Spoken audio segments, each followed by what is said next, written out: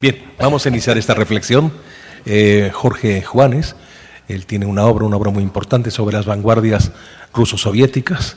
Fue el curador de esa exposición. Es un filósofo que ha trabajado muy arduamente y ha dejado una obra extensa, voluminosa, del filósofo Martin Heidegger, un filósofo que ahora está presentísimo en todas las universidades que se respetan a sí mismas, cada vez hay menos, pero en fin, se trabaja la obra de este pensador difícil, profundo, y un hombre que abrió muchísimos caminos, con un encuentro en profundidad con el gran poeta Hölderlin, pero en fin, paso la palabra a Jorge Juanes, al maestro Jorge Juanes. Muy bien, pues a ver, vamos a... Estaba yo viendo el texto el orden íntimo de las cosas, ¿no? Y me di cuenta que fue un primer acercamiento que tuve yo, ¿verdad?, a la pintura de Ernesto, y fue en el año en el 97, es decir, hace casi 20 años, y dicen, no es lo mismo Los Tres Mosqueteros que 20 años después, pero yo a veces creo que los 20 años después serán mejor, porque uno ya tiene mayor capacidad comprensiva, ¿no?, para algo tan complejo como es la analítica del arte. En todo lo que yo llevo escrito sobre arte y en lo que queda, me sostengo sobre dos ideas. Hay que pensar el arte desde el arte. Esto parecería obvio. Hombre, sí, pero el 93.5% de los textos sobre arte hablan de todo menos del arte. Sociologías, historia, datos, si Napoleón gobernaba, si lo otro, si el esto, empieza uno a llenarse y a qué horas y en qué momento van a acercarse a la obra. Y al final dicen, y este pintor era un efecto de las condiciones políticas, sociales, de la constitución de los sujetos, no sé qué, y él lo expresa, lo cual es absolutamente falso, porque el arte tiene una temporalidad propia que no es una superestructura de algo más fundamental que sería la referencia que daría la inteligibilidad del arte. Eso es absolutamente falso. Y el segundo principio es, el arte da a pensar desde el arte y pensar con el arte. El arte es algo que da a pensar. Y es tan importante en el mundo moderno que yo he estado sosteniendo y voy a seguirlo haciendo, que seguir la odisea del arte, por concretarme en la cultura occidental, desde Homero, de las artes, nos da una inteligibilidad de la relación de los hombres entre sí, de los hombres con el mundo, radicalmente diferente a lo que son las comprensiones histórico-político-económicas, que son las que dominan la escena del pensamiento actualmente. Es decir,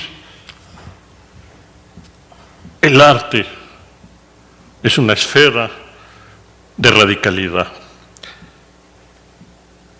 existencial y ontológica. Y es sobre esta base,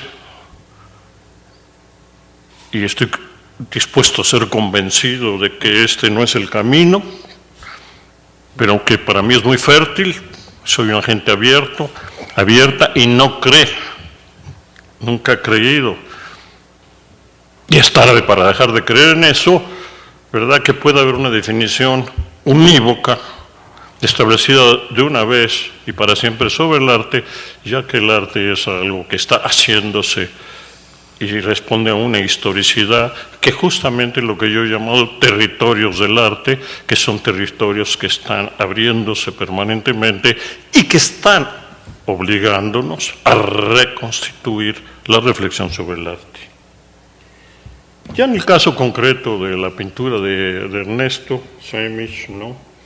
Yo quisiera empezar, y voy a empezar y a terminar, y no sé por qué, quizá porque escribí un libro sobre Hölderlin que se llama precisamente La otra modernidad, con una cita de Hölderlin, ¿no? Y voy a terminar con otra, pero que creo que está emparentado con la pintura de Ernesto Sämich y en general con lo más lúcido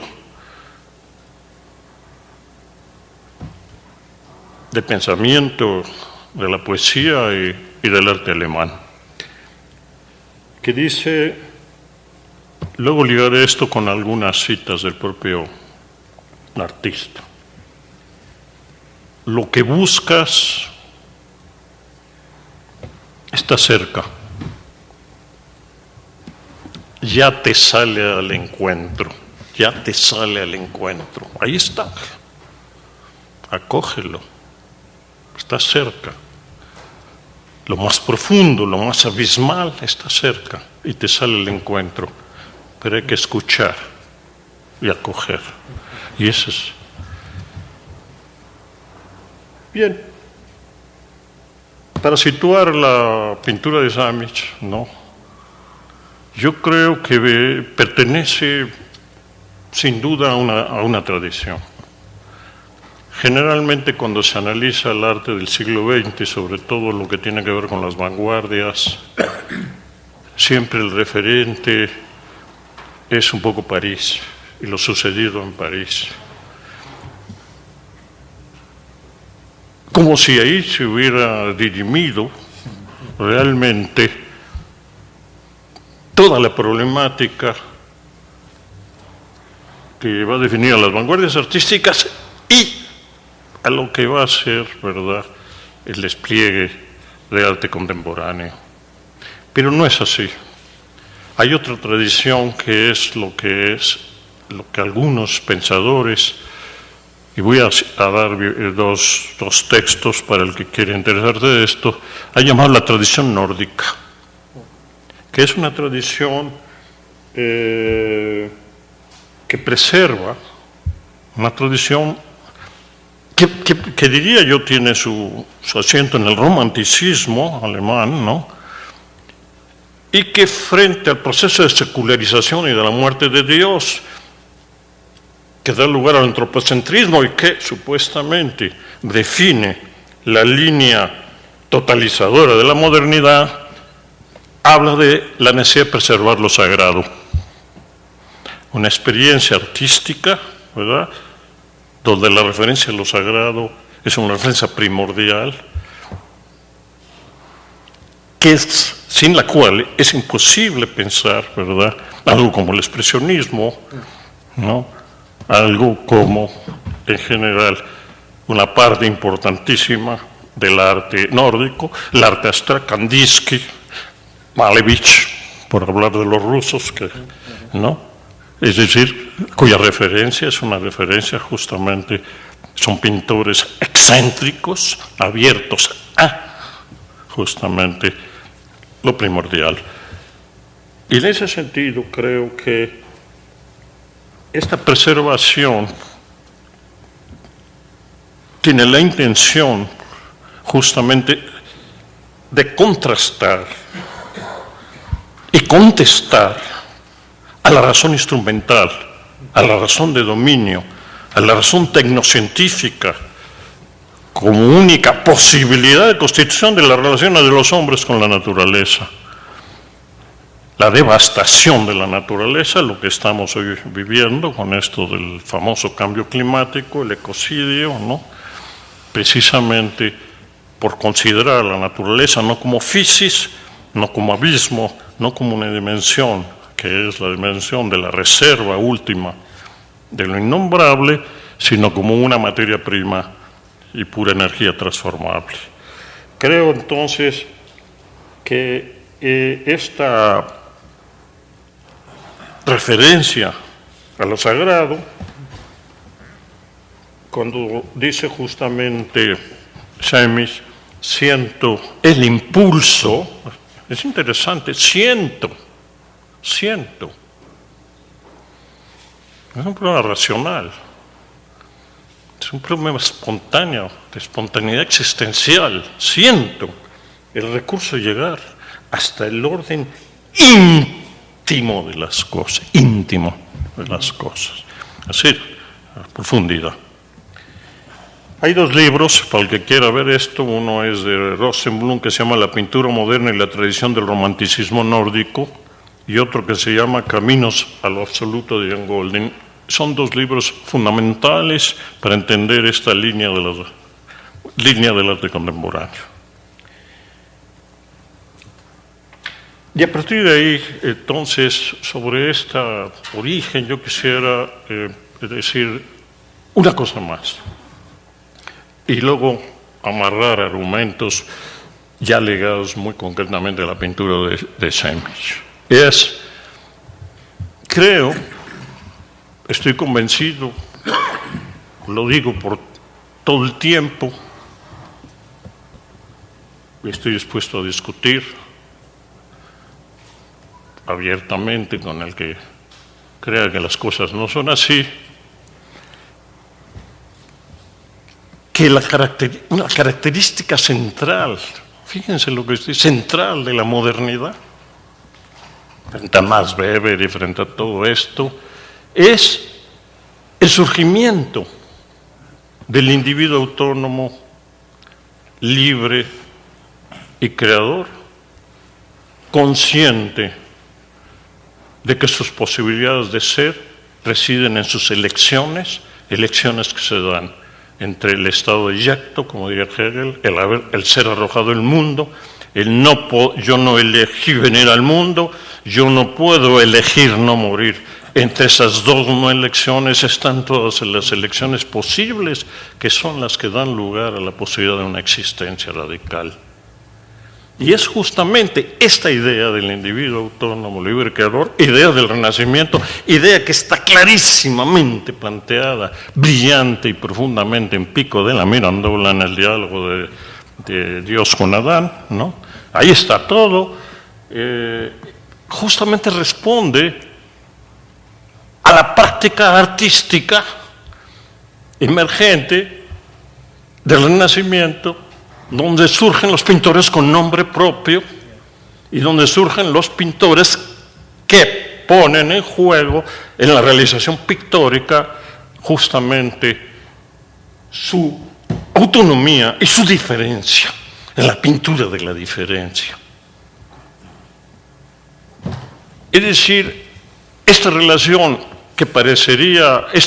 entre el individuo autónomo, libre, creador, entregado a sus posibilidades y la apertura a la excentricidad, no es encerrarse en el narcisismo, encerrarse en el yo, sino justamente individuo a su vez expectante, individuo a su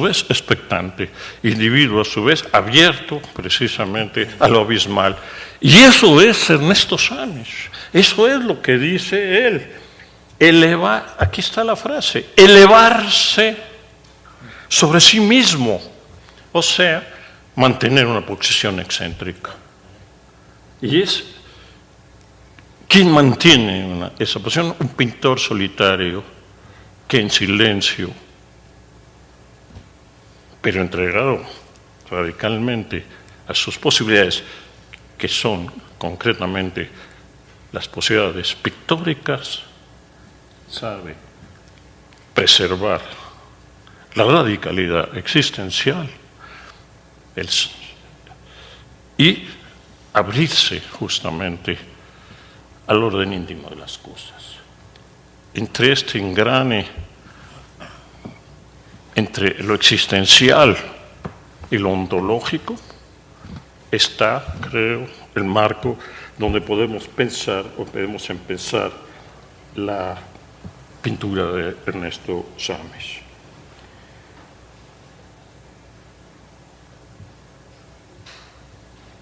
Por tanto, es la pintura de alguien abierto a esto que los griegos llamaban la physis, ¿no?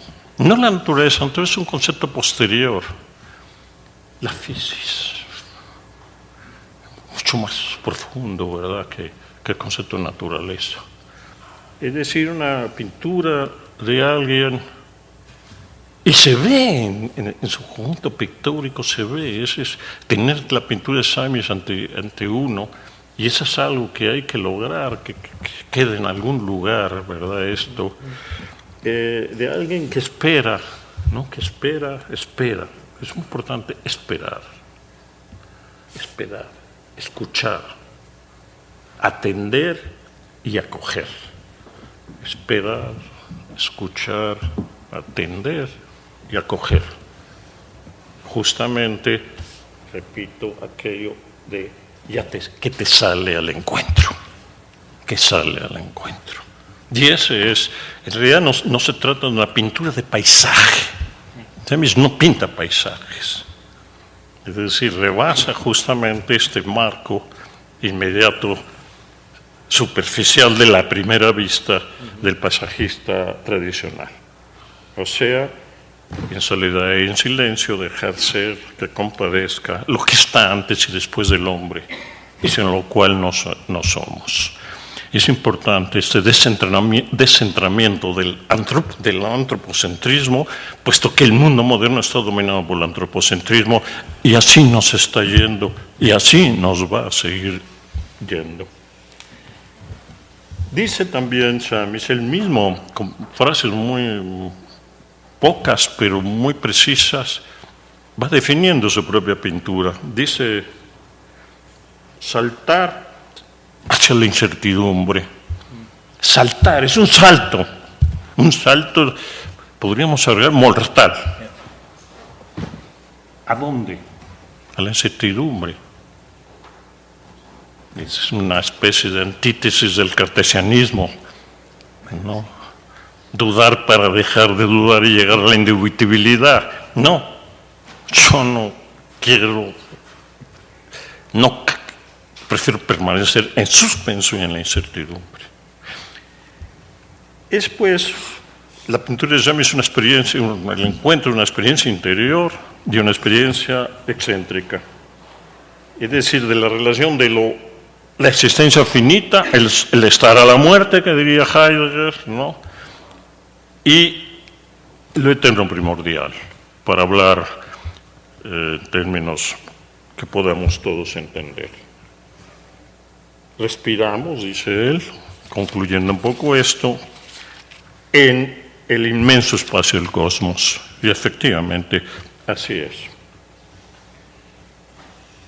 Una segunda idea que yo quisiera desarrollar, si me das chance, ¿no?,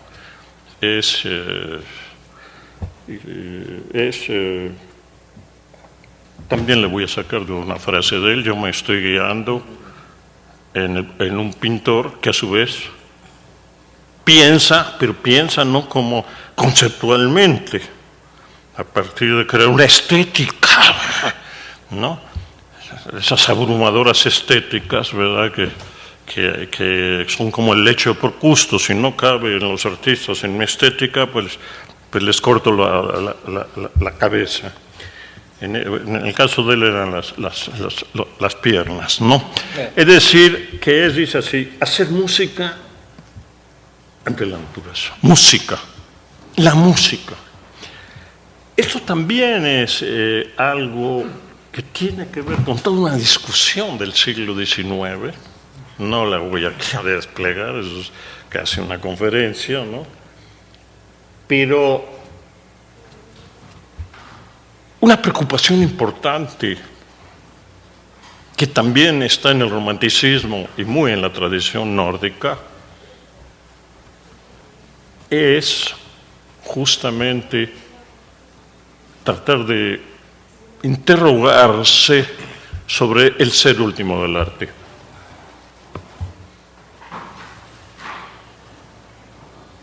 Y ahí hay una vindicación, ¿no?, de la poesía como el orden de revelación más radical de todos los órdenes que el hombre ha creado para tratar de preservar, si se quiere así, su enigma y no sucumbir, y a su vez este misterio del abismal. Ahí surge lo que se llama lo poético pensante, que es un modo de pensar el mundo alternativo a la filosofía que se ha establecido a partir del propio cartesianismo, con Kant, etcétera, como algo entregado al principio de razón. Frente al principio de razón y frente a la filosofía como hombre de comprensión, la poesía y lo poético pensante. Por eso decía Heidegger que Hölderlin es el poeta de la poesía, porque al mismo tiempo que está haciendo poesía, está develando el ser de la poesía en un mismo movimiento. Pero ¿cómo develar el ser de la poesía? Poéticamente. Pero en esta discusión, y ahí voy a lo que pego un salto yo mortal para no tardar más, se llega, hay un debate en donde se dice, bueno, pero la poesía finalmente se hace con palabras, eso decía Valéry, ¿no? Se hace con palabras, pero en este sentido las palabras siempre tienen una carga conceptual. La poesía no puede ser la última instancia, porque de alguna manera tiene un compromiso, aunque sea tenue, con la representación. Y ahí es donde viene la música instrumental, precisamente. Y la música, ¿verdad?, va a venir a ocupar, llamémosle así, la música instrumental, la música en tanto arte inobjetivo, por usar una terminología Malevich, música instrumental, como un arte que puede desprenderse precisamente de toda carga representativa. La música, como referente último del sistema de las artes, que va a llevar entonces a la relación entre pintura y música, que es lo que está diciendo Samish, justamente, y va a llevar al arte, a la liquidación del arte representativo y a la creación de un lenguaje pictórico, justamente, que en sus momentos más radicales llega a esto que Malevich llama la inobjetividad, ni siquiera la abstracción. Porque Malevich no es un pintor abstracto. Si yo le hubiera dicho, usted es un gran pintor abstracto, me hubiera fusilado. ¿Sí? Inobjetivo. Es decir, sin referencias más que a la propia pintura.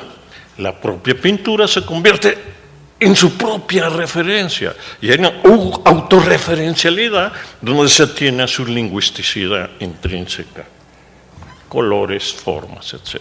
Y eso es lo que quiere decir, ¿verdad?, hacer música ante la naturaleza. Eso es lo que quiere decir,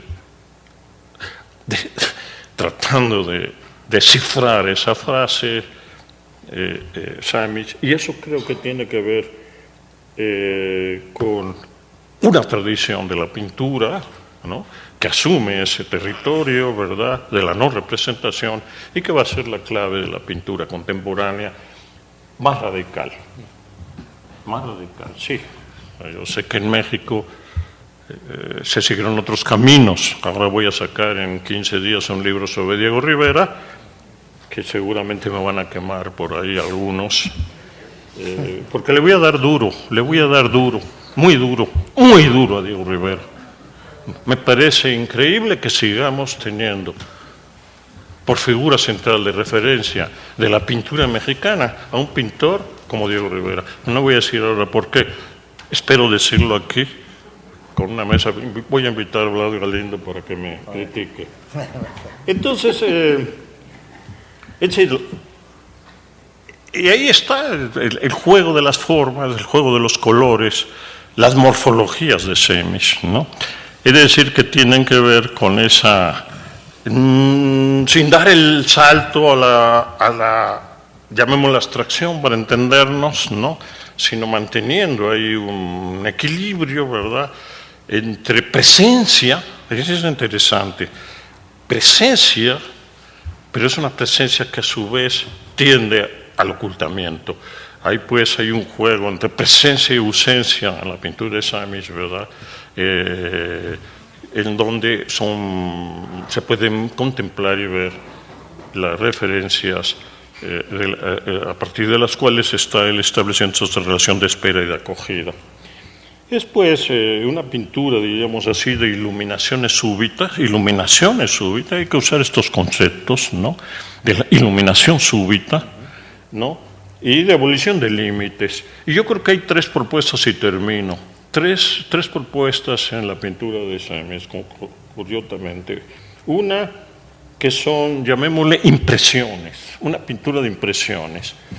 Y un poco lo que hacía Kandinsky, también hay 3 momentos en Kandinsky, ¿no? No son iguales, ¿no? Pero yo quiero decir, por poner un impresiones, o sea, que muy apegadas al referente de partida, donde el referente de partida está mucho más explícito. Es una impresión que deja en pie aquello que impresiona y es más explícito. Pero esa es una línea nada más de la pintura de Samish. Habría lo que yo llamaría composiciones, es decir, un trabajo sobre la impresión, en donde yo, por ejemplo, de las pinturas de impresiones, pondría el caso de los Alpes, ¿no? La pintura de los Alpes, ¿no? Para poner ejemplos.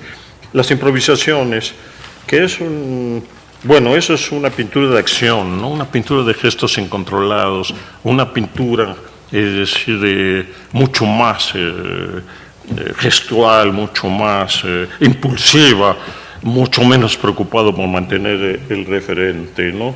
Y luego llamaría yo composiciones, impresiones, improvisaciones y composiciones, que es donde él, sobre ese punto de partida, reconstruye morfológicamente. En improvisaciones yo pondría rejas, todo lo que llama rejas, y en composiciones pondría yo esto de la urbe, ¿no? Que es su pueblo, etcétera. Hay ahí una especie de reconstitución más morfológica, ¿no? Más plena que en las improvisaciones y en las impresiones. Es decir, lo que quiero señalar y termino es que no estamos ante un pintor formalista, sino ante un pintor, ¿verdad?, de abismos, por decirlo así, aunque la palabra hoy asuste. Y entonces termino como empecé, pero con otra cita de Hölderlin, ¿no? Dice, con 2.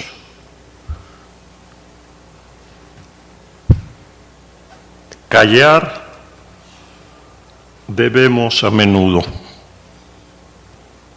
Faltan nombres sagrados, pero donde hay peligro, crece también lo salvador. Extraordinario. Ahí está todo. ¿Y qué es lo salvador? El arte, la poesía. Otra, preservar. Bueno, eso ya es mía. Preservar lo que debe permanecer para que no sucumbamos ante la catástrofe circundante. Gracias.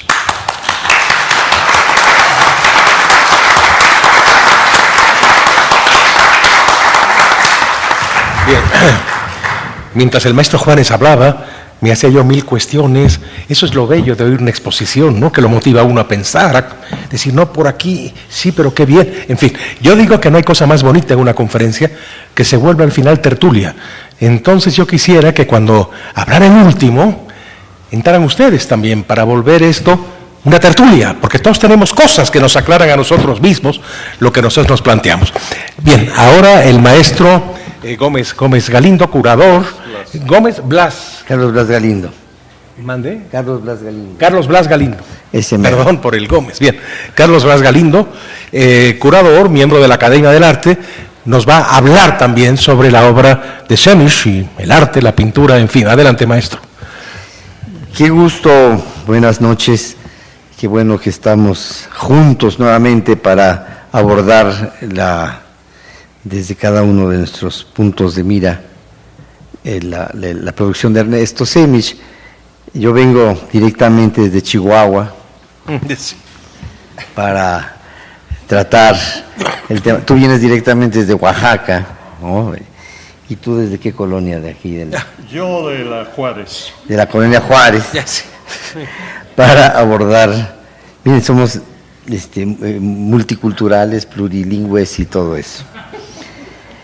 ¿Qué pasa con la producción de Semich? Hay quien quiere verla como típicamente vanguardista o exclusivamente expresionista, con algunas derivaciones de los expresionismos.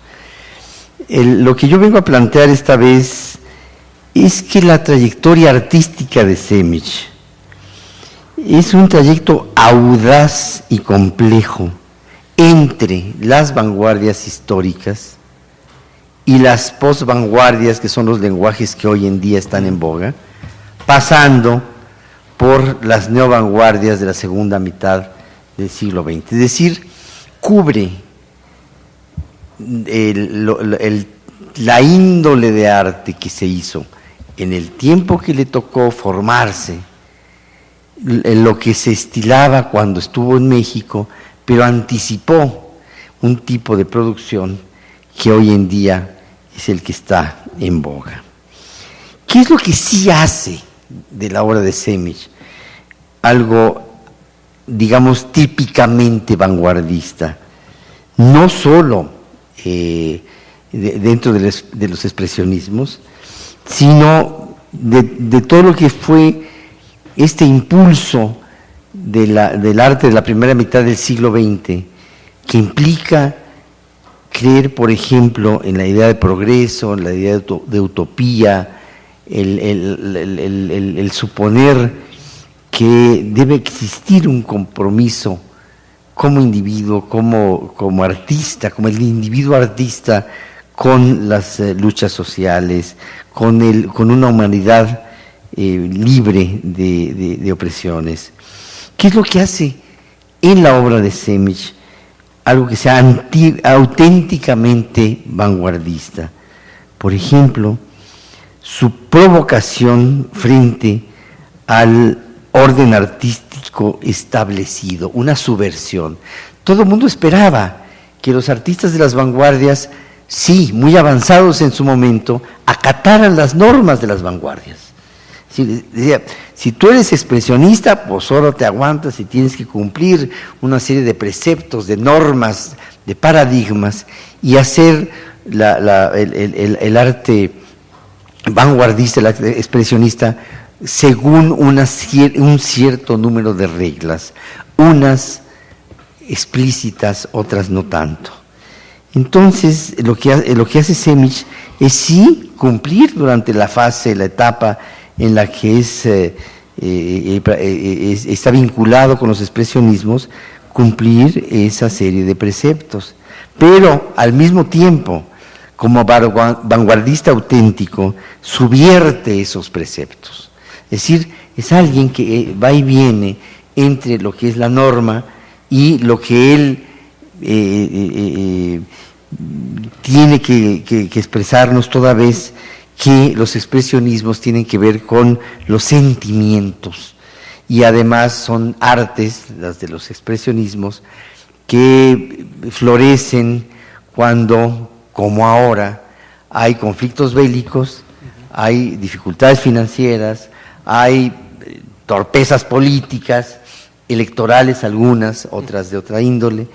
Entonces, los expresionismos florecen cuando existe este tipo de problemas en nuestras sociedades, en nuestras colectividades.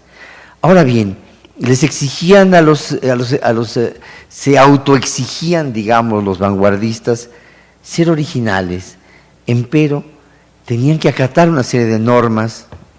Vuelvo al caso de los expresionistas. Sin embargo, Semich lo que hace es enarbolar una originalidad verdadera. Los vanguardistas perseguían la originalidad, pero muchos de ellos acataron las normas con tal de mantenerse dentro de alguno de los ismos de la primera mitad del siglo XX. Sin embargo, Semich lo que hace es enarbolar día con día en todas las etapas de su producción una originalidad verdadera. No es que haya originalidades falsas, me refiero a que no acata pues esa serie de preceptos, de normas, ¿no? La preceptiva, la normatividad, no las acata y no tiene por qué. Es un auténtico vanguardista y por ende hace caso omiso de esas imposiciones de sus mismos colegas o de los artistas de su momento, incluso de Bauhaus, ¿no? Porque Bauhaus lo único a lo único que está uno obligado en Bauhaus es a ser creativo. Sin embargo, hay un estilo Bauhaus, lo cual es con mucho algo contradictorio. Entonces, Semic es un artista que enarbola la originalidad verdadera. También, ya hemos dicho, ya acabo de mencionar, subvierte, ¿no? Subvierte el orden establecido en su momento por sus propios colegas, por él mismo. Por otro lado, enarbola y practica cotidianamente esta originalidad verdadera. Y por otro lado, sí tiene una filiación utopista, una utopía que tiene que ver, es decir, una utopía social, pensar que hay un futuro posible mejor que el presente y obviamente mejor que el pasado, y además una utopía artística, todo arte, que tiene un poco que ver con la idea de progreso de las vanguardias, pero que va mucho más allá, es decir, todo arte nuevo, propositivo, tendría que ser mejor que el anterior, no solo por el solo hecho de ser nuevo, sino porque abraza este utopismo, que es lo que el gran motor, el gran combustible más bien para el motor de las vanguardias. Y tiene el interés desde la etapa de su filiación expresionista de reunificar el arte y la vida, cosa que se habían divorciado los artistas de sus colectividades desde el romanticismo, tal vez un poco antes, y como que todavía no se reivindican, todavía andamos unos por un lado y otros por el otro, pero Semic es de los artistas que plantean y consiguen interesar a los públicos no especializados en su quehacer.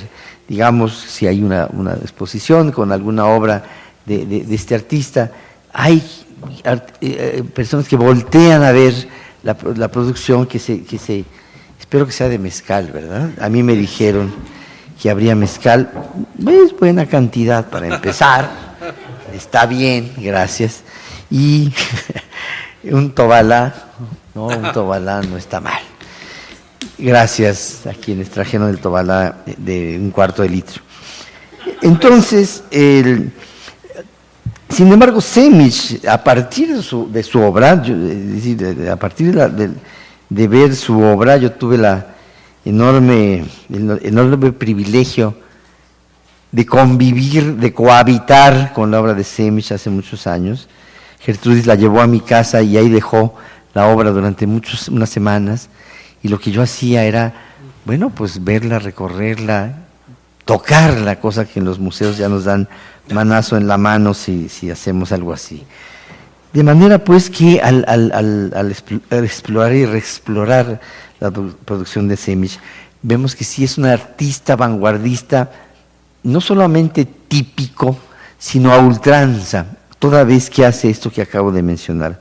Sin embargo, también discrepa de lo que son los planteamientos de sus colegas vanguardistas, discrepa de la manera de proceder de los vanguardistas. Por ejemplo, muchos vanguardistas nutrieron el arte occidental con elementos procedentes de otras matrices culturales. Por ejemplo, los cubistas metieron cosas africanas, nuestros nacionalistas metieron cosas del arte popular, etc. Lo que hace Semic es, sí, trabajar con aspectos no occidentales de las artes, como lo chino, lo mesoamericano, pero no incorporar elementos solo iconográficos, ni tampoco los obvios y superficiales. Lo que hace es compenetrarse con la manera de trabajar, la manera de entender lo artístico, lo que llamamos en Occidente lo artístico, en la cultura de la China antigua, del México antiguo, y traerlo hacia su producción vanguardista. Es decir, esta es una discrepancia con respecto a cómo entienden los vanguardistas el nutrir el arte occidental con elementos no occidentales. También recordemos que las vanguardias fueron una de tantas manifestaciones digamos masculinas o paternalistas o del desarrollo de la cultura artística, toda vez que eran antidemocráticas, impositivas, porque o hacías lo que te tenías que hacer o te vas para afuera o no te damos licencia de artista. Es decir, no se valía andar así como coqueteando con las vanguardias y no hacerles del todo caso.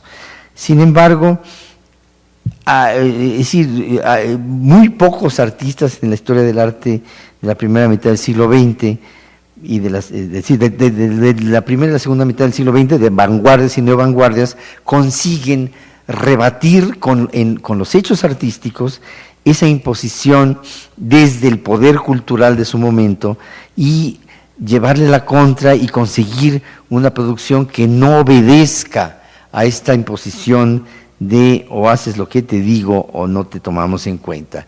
Es decir, rebate en los hechos el autoritarismo, el predominio, la conquista que significan todas estas vanguardias, incluida en nuestro contexto mexicano, los nacionalismos que, claro, Semich llega a México después del auge y declive de los nacionalismos. Entonces, es decir, esta postura es impensable para muchos de los propios autores que viven y trabajan durante la etapa vanguardista de la historia del arte.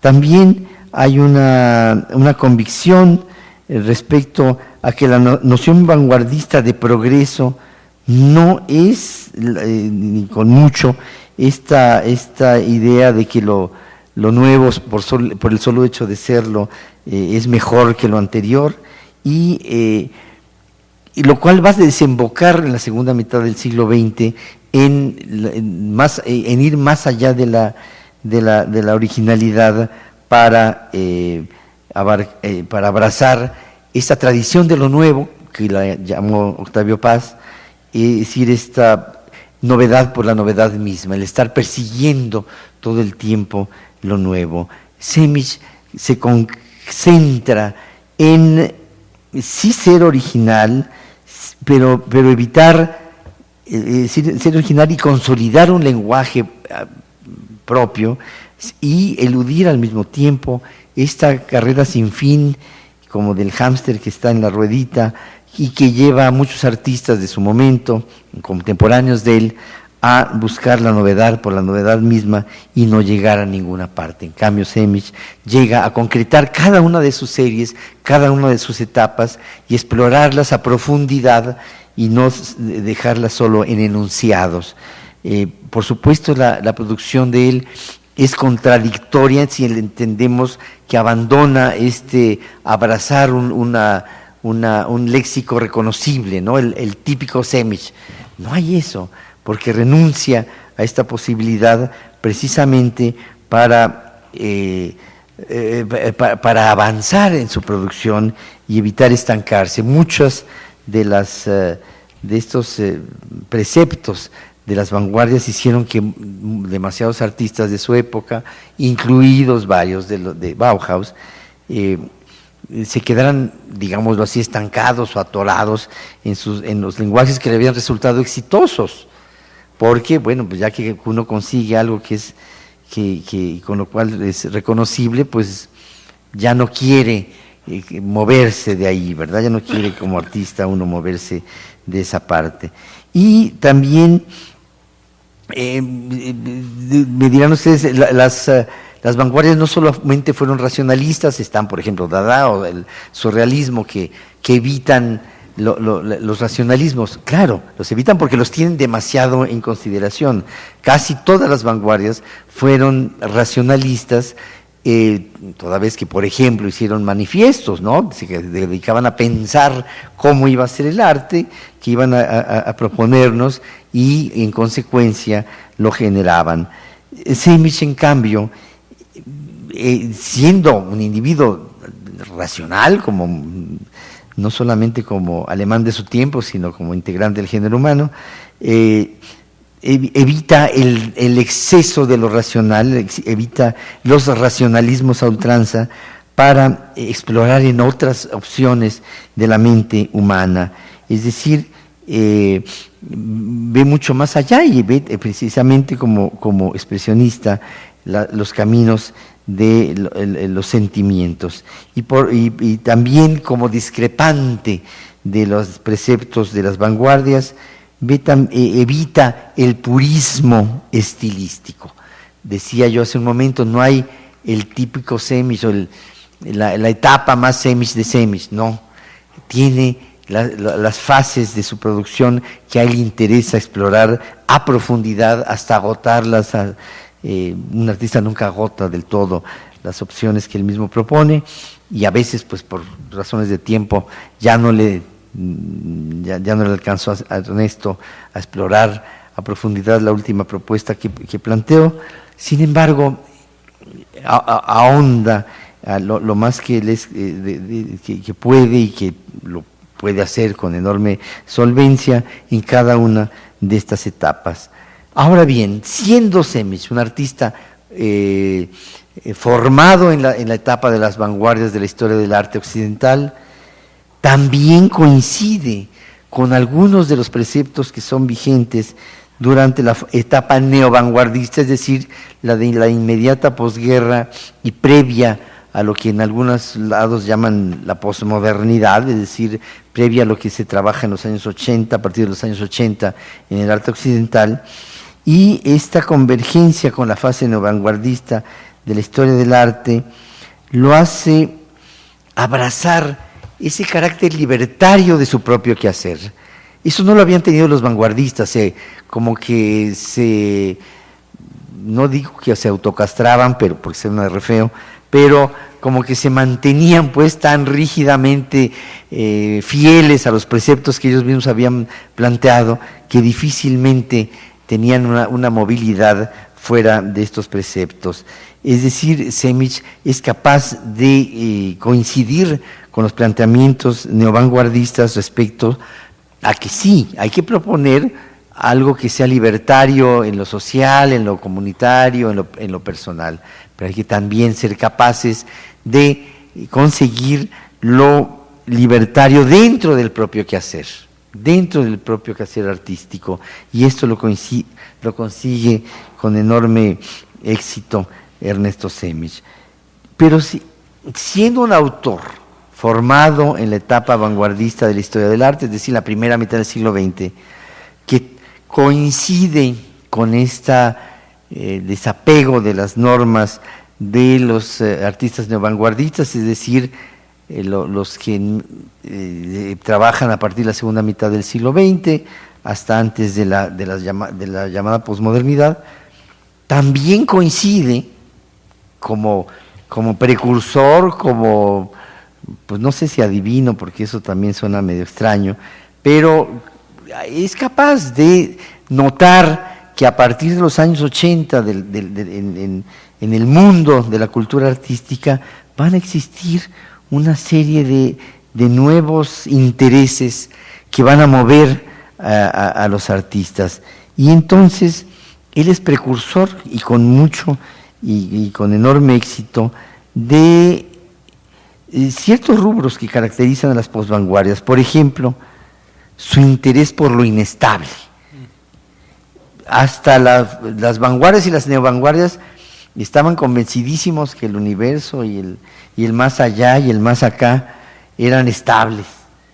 Sejmic en su obra nos demuestra que esa inestabilidad del mundo de las cosas, esa incertidumbre que ha sido mencionada aquí, que ahora trabajan los que investigan la teoría del caos, pero él, no, digamos, la teoría del caos no la leyó porque no se había escrito todavía cuando él estaba siendo devorador de libros y de escritos y de pensamiento de su momento.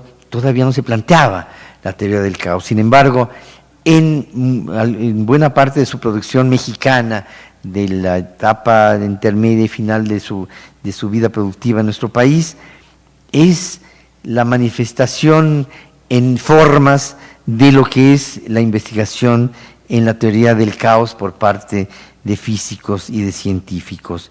También coincide y sabe que existen las geometrías no euclidianas, que esas no son tan recientes. Recordemos que Einstein trabaja a partir de las geometrías no euclidianas para plantear su teoría de la relatividad restringida, es decir, las geometrías no euclidianas se gestan y se desarrollan a final del siglo XIX, ya se concretan a principios del siglo XX. Pero no es sino hasta la etapa postvanguardista de la historia del arte, es decir, hasta los años 80 y por lo menos hasta antes de subirme al metro y venir para acá, que la teoría del caos y las geometrías no euclidianas son lo que conforman nuestra visión en cuanto al orden geométrico. Eso es un término muy bonito, el orden geométrico de lo que son, de lo que es este mundo, este universo, lo que llamamos la realidad tangible. Entonces, en la producción de Semic ya se ve esta conciencia, este saber que existen el caos. Lo único estable para los estudiosos del caos es el caos. Lo único estable es lo inestable. Lo único permanente es lo efímero.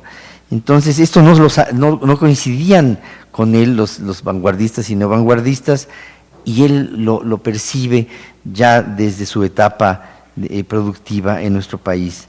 Por eso, como es un artista que es típicamente vanguardista, pero también atípicamente vanguardista, siendo además un artista de las vanguardias que entiende en su obra las neovanguardias, y siendo un artista que es vanguardista y neovanguardista, pero también preludia la etapa posvanguardista de la historia del arte, por eso mismo fue difícil o ha sido difícil, aparte de su voluntad, su inclusión en el mercado o en el sistema artístico. No llamo al Sistema Nacional de Creadores de Arte, a lo que llama Bourdieu el campo artístico. Por eso es difícil su inclusión, por eso tenemos que venir a reexplicarnos y reexplicarlo y cada vez, porque siendo tan,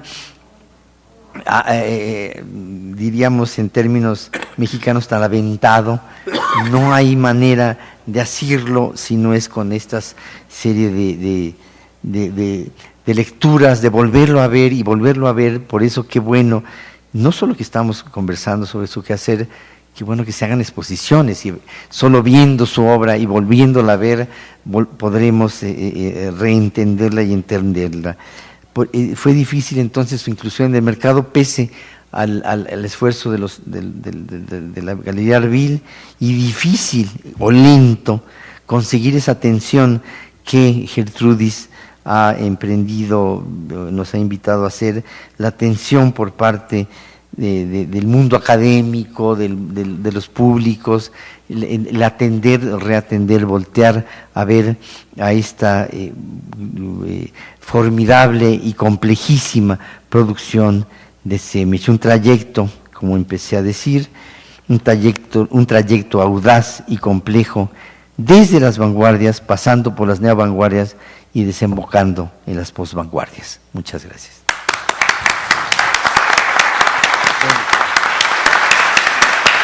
Era un pintor, pero luego has trabajado y has hecho muchos trabajos pues de curador, entonces mejor que hables tú, ¿no? Muchas gracias, Paco. Pues yo me siento casi me siento en familia en esta noche aquí, porque ya siento casi como que Ernst Semic es mi tío. Viví muy cerca de su obra muchísimos años, toda mi adolescencia, mi juventud. Tuve esa fortuna de formarme como escritor en torno al arte viendo la obra de Semič. Es una de las obras más poderosas que pude frecuentar en vivo, revisar continuamente en los muros de casa de Canek, de Gertrudis, de Carlita, de toda la familia. Y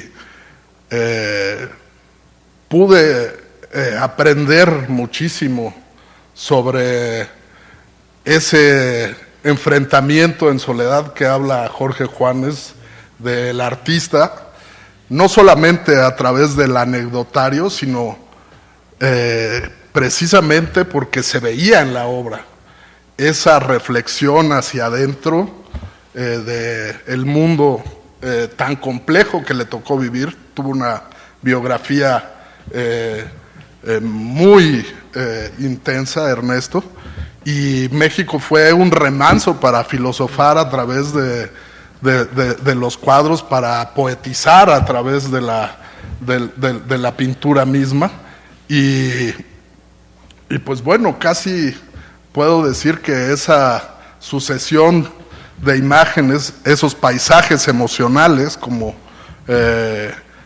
pintaba Ernesto, esas nubes, esos corrales que estaban hablando de sus ideas y sentimientos, esos trabajadores que se iban vaporizando en su labor de la pesca, en la poética de la relación del hombre con el mar y de la obtención del alimento de un espacio natural tan bello como es la playa y el trabajo con las redes, hablan de esta introspección, de esta visión maravillosamente poética que tenía este artista. Y en ello, o ahí, en ese filón, obviamente está su gran aporte y la gran enseñanza que tuve la fortuna de recibir para poderme dedicar a escribir, a dialogar con los artistas, ¿no? Y pues en familia me siento también porque está Paco aquí presentándonos, y tuve la maravilla de poder escucharlo y aprender de él sobre historia, sobre los vínculos de la historia y el arte, del pensamiento y la literatura, de la filosofía, en el momento en que estaban surgiendo, en los desayunos, en las comidas infinitas en casa de ellos.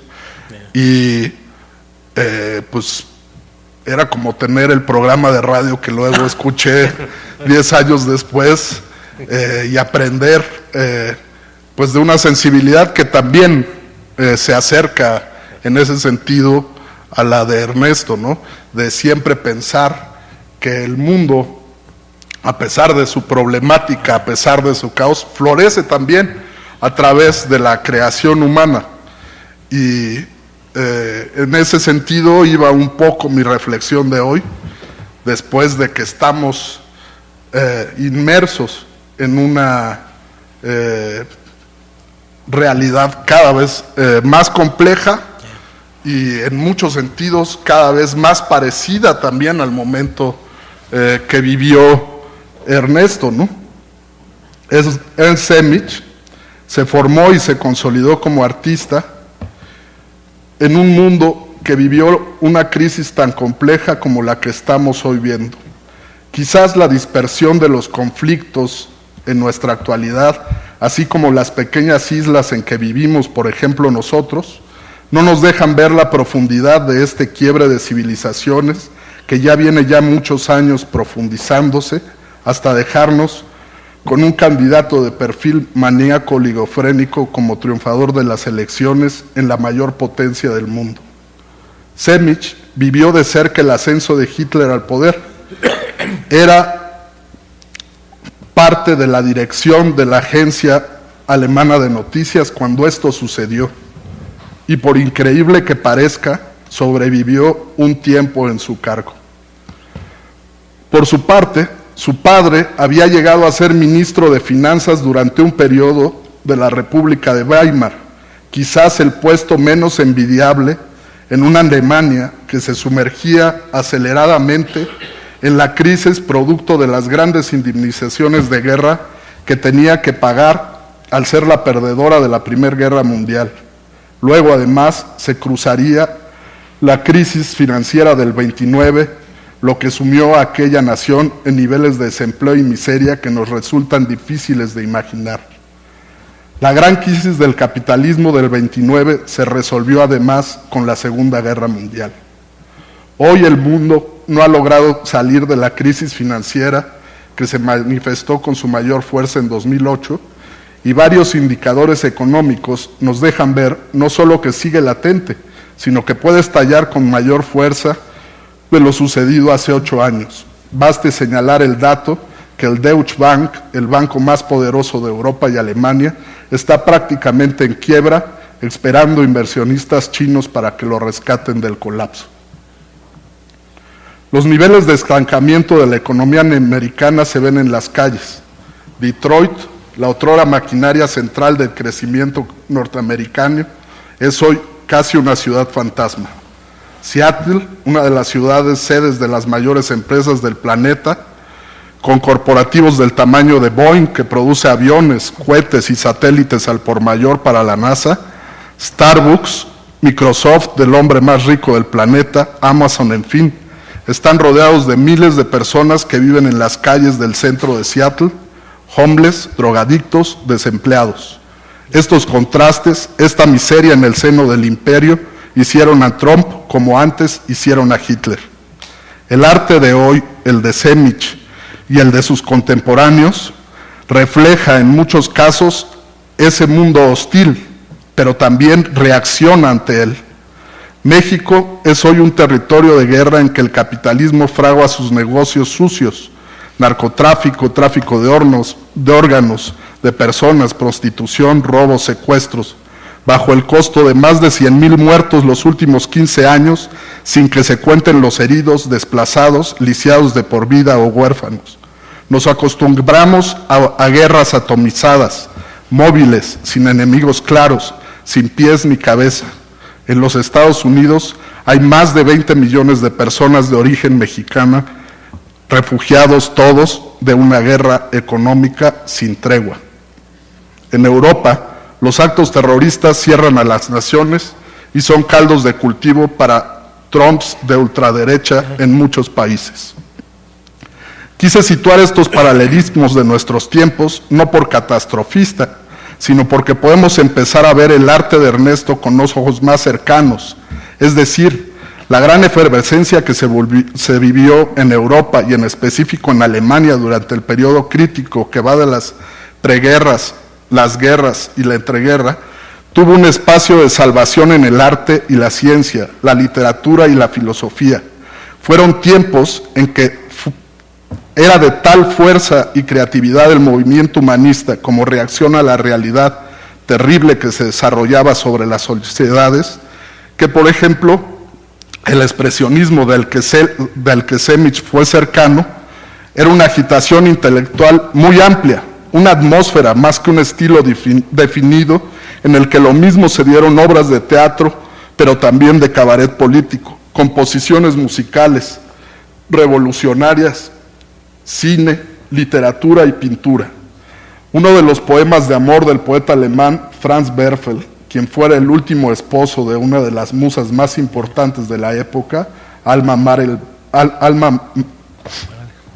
Mahler-Werfel, cerró su poema sin título diciendo: porque ni las lágrimas pueden decir lo que realmente queremos decir. Desesperados, los seres del humanismo mantuvieron viva el ala creativa de la humanidad. Fueron ellos los que, como Semich, estudiaron o dieron clases en la Bauhaus, quienes, a pesar de la destrucción absoluta de todos los valores humanos, de las nociones de cultura acumulados por la humanidad durante siglos, mantuvieron como una onda expansiva que sobrevivió los bombardeos, los asesinatos, el lucro feroz del hombre por el hombre, la vendimia de las vidas. Fueron ellos, a través de sus artes y sus ideas, los que lograron dejar un legado noble y un ideal para las futuras generaciones cuando la Segunda Guerra Mundial había terminado. Semich transitó por muchas de las ramas creativas de ese momento. Fue hombre de teatro hizo escenografías para películas de la vanguardia en Alemania, escribió como periodista cultural, pintó, estaba totalmente metido en lo que Walter Haas Kleber definió hablando de Kandinsky como la revuelta del espíritu contra la realidad.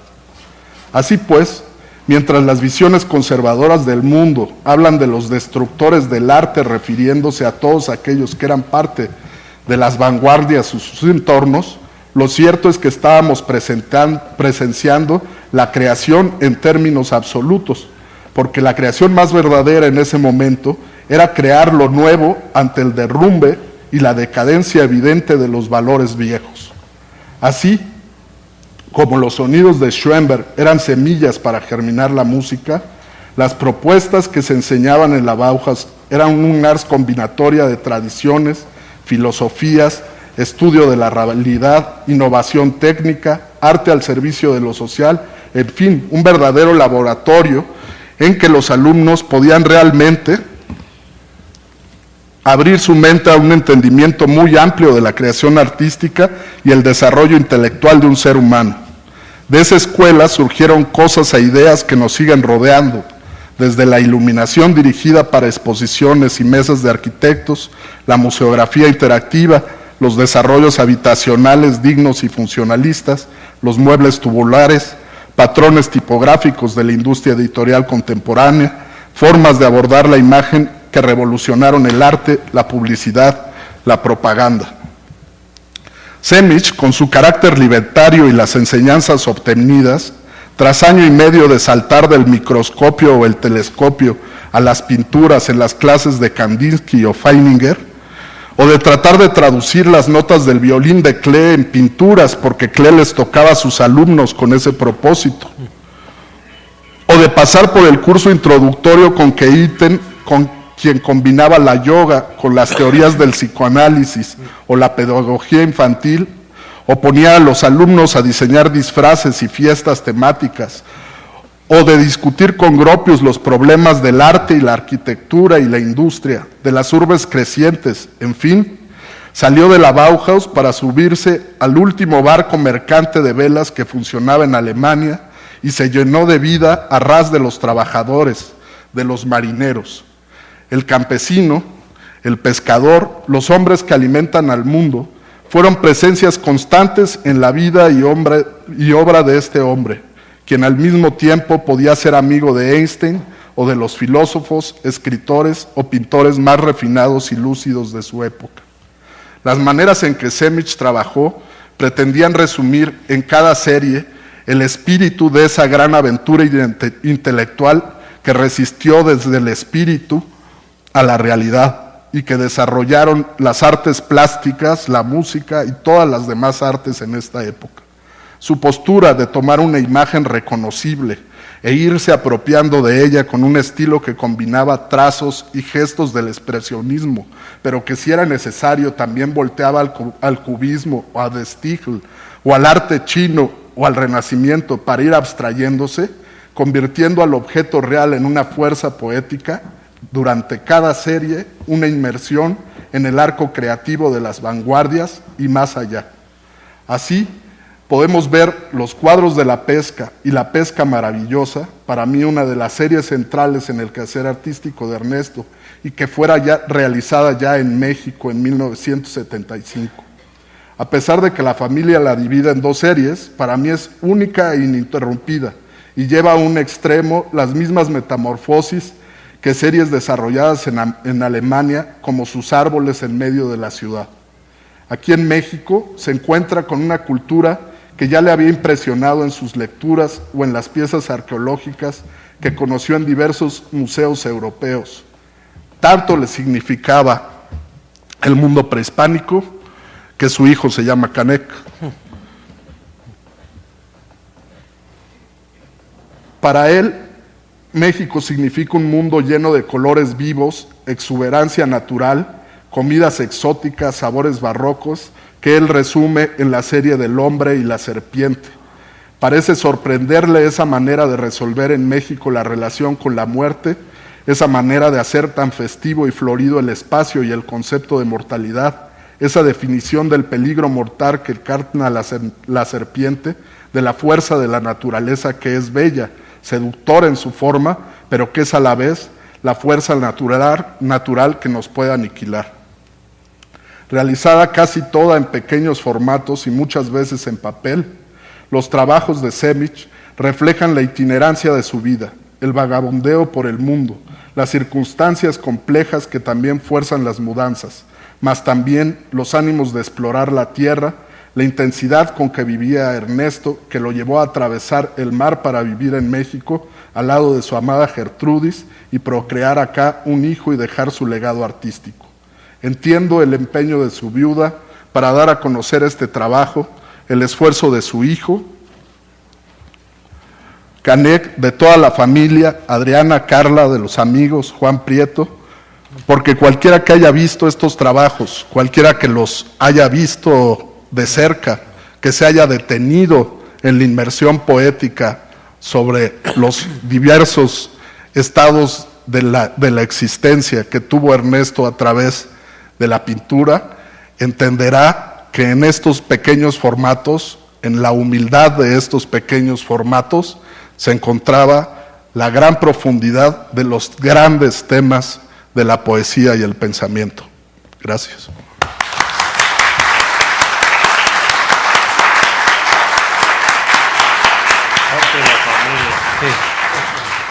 Bien, quiero hacer notar los que nos han dado cuenta y agradecer además la presencia de Laura Bosques, hija de Gilberto Bosques, un hombre que llevó luz.